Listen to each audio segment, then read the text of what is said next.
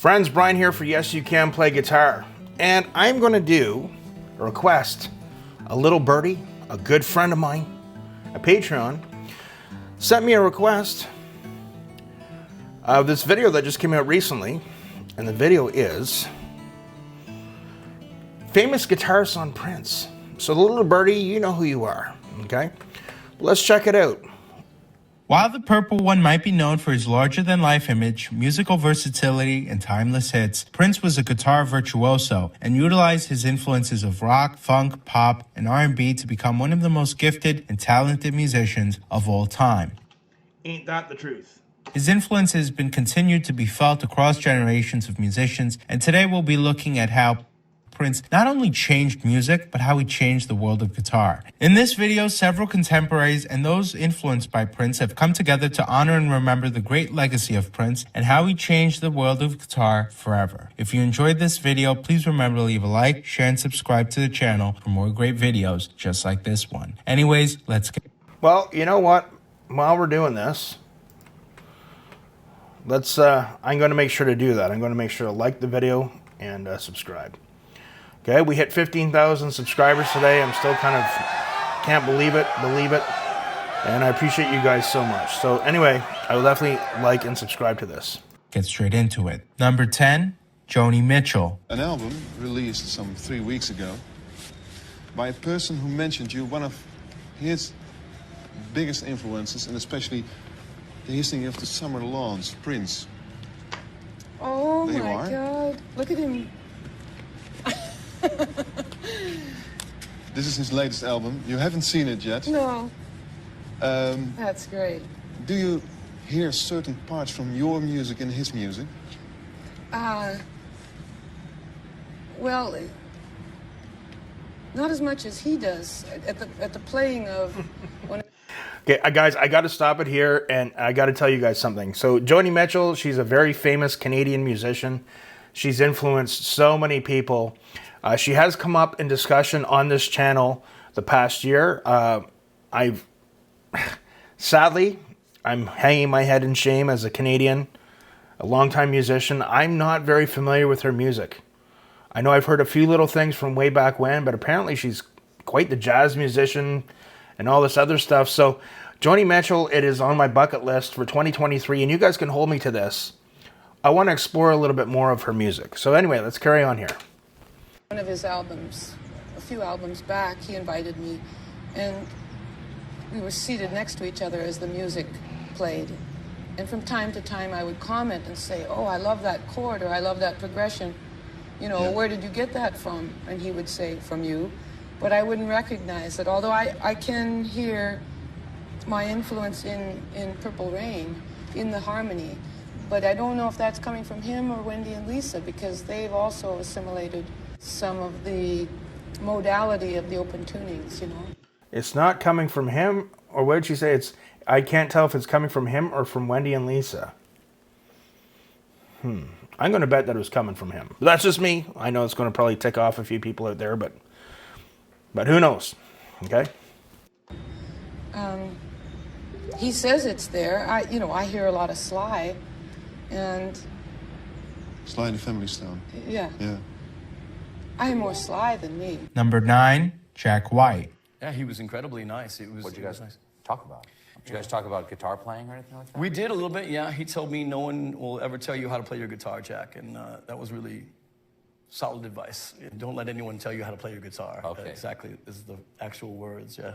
Number 8, Danny Harrison. Yeah, we had Prince playing guitar, which was the classic backbend guitar throw, which was a little gratuitous.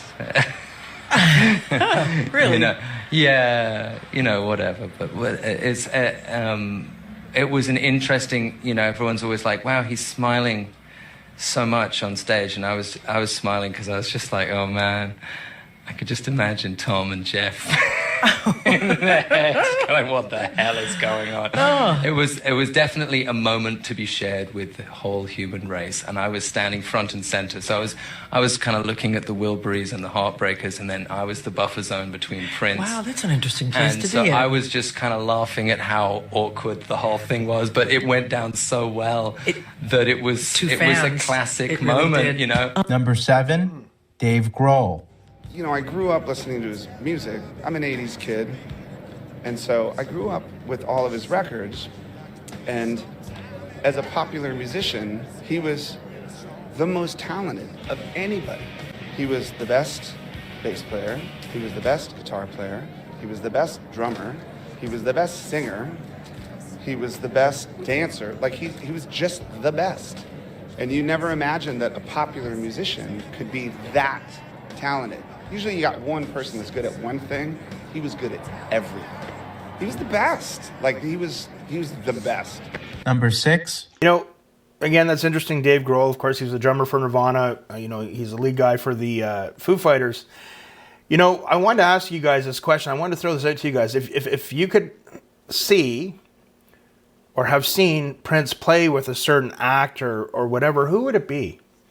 I've mentioned this in previous videos. You know what I would have really liked to see?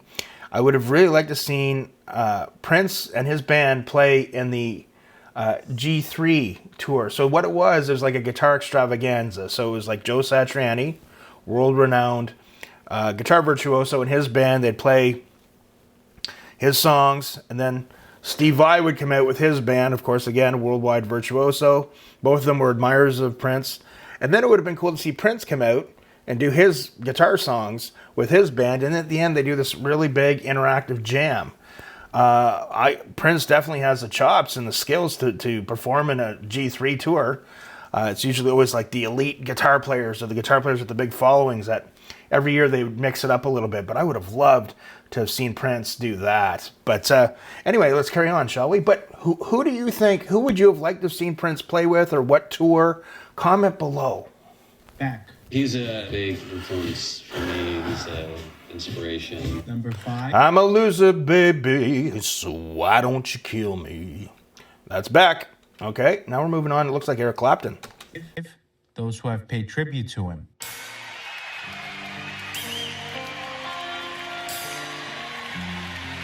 One more time for the man.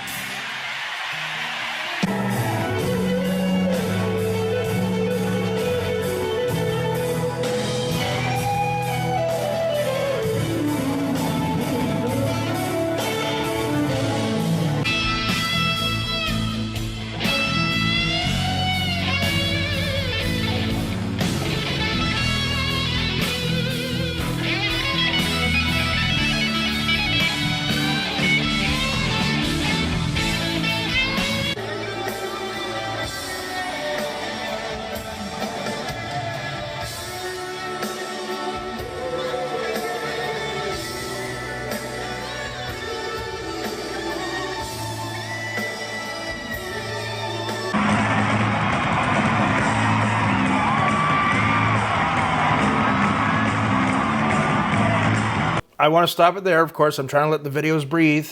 I think that was cool. Prince, you know, obviously meeting and getting to know Carlos Santana, who clearly was a guitar influence on him. I can hear it in Prince's playing.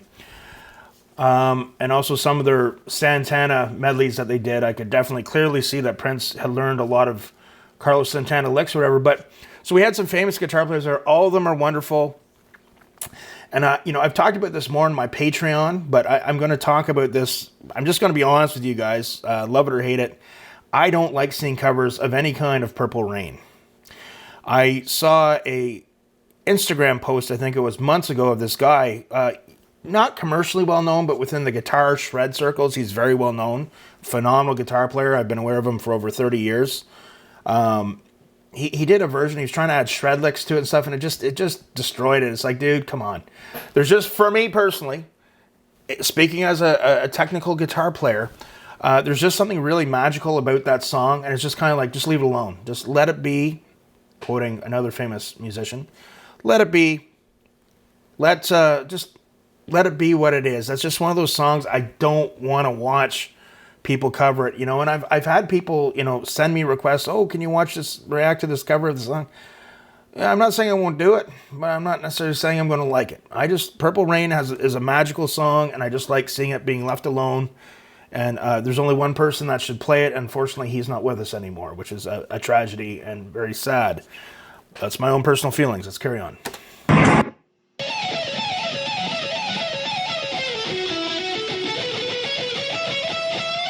Number 4, Paul McCartney. I like Prince. He's probably my favourite modern act.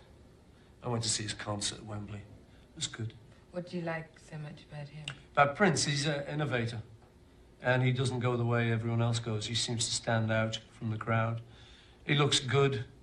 He dances good. He sings great, plays great guitar. And I like a lot of his songs. I like a lot of his albums. Even the ones that kind of don't do that well, Number 3.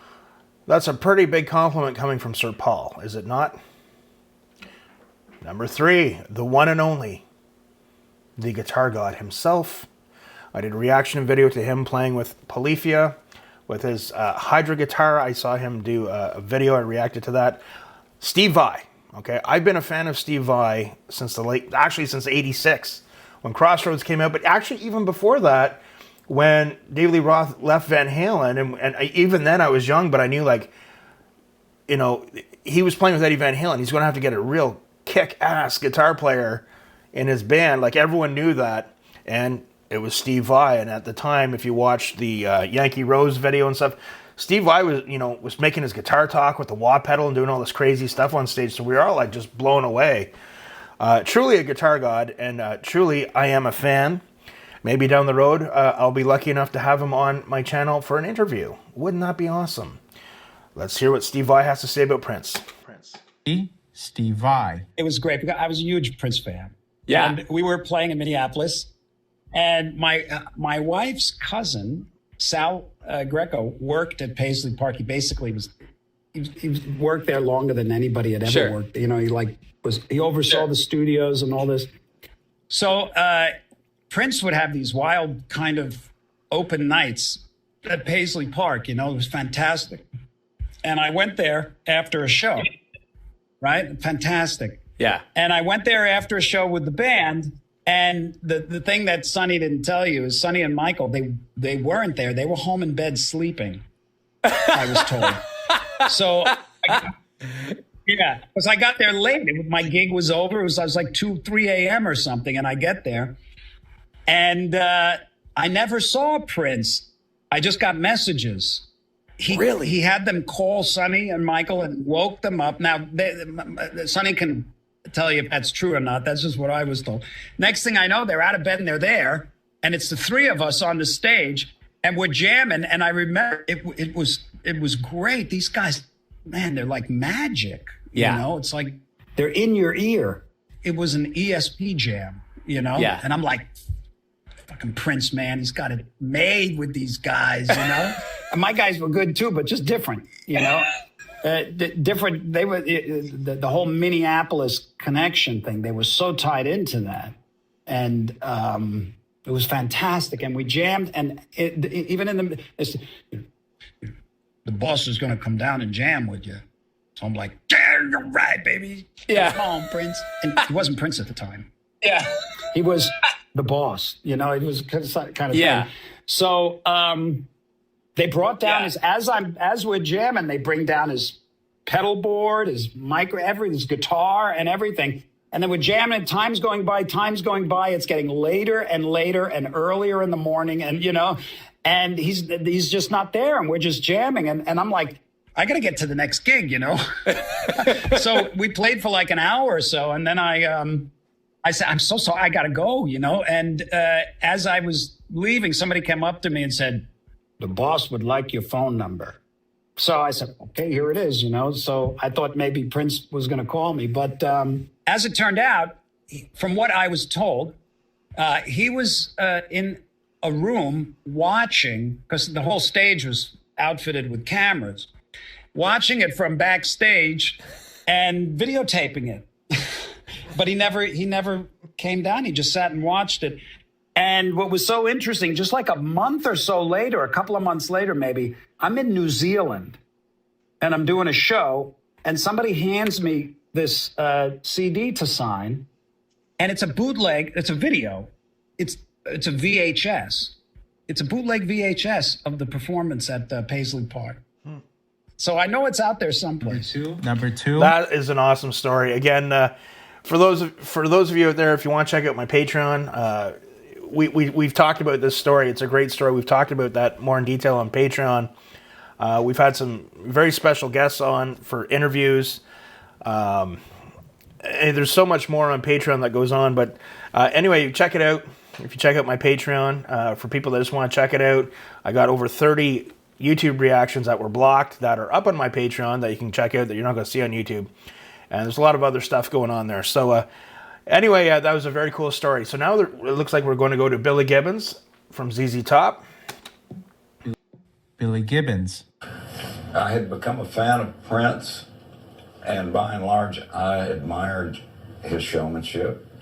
I considered him a world-class entertainer, and it was only until he appeared with the Rock and Roll Hall of Fame closing jam session when he picked up a guitar and tore it up, lit the stage on fire with his technical dexterity. And that one appearance at the close of the Rock and Roll Hall of Fame induction awards really it caught me off guard, and I started listening intently.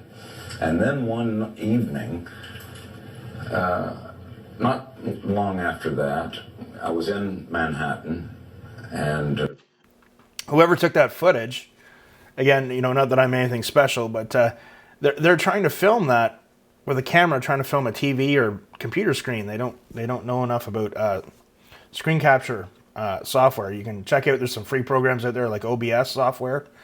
If you just want to do a screen capture, that makes life a lot easier. A lot of people don't know about it, so you can always tell these footage like this. People are trying to film it with a camera, and it's like, no. Screen capture software works much better. If people out there are wondering how we do it, there you go. All right. We had made an appearance, and it was late at night, and I was looking for a place to go find something to eat. And I had a favorite little all-night spot down in the meat market.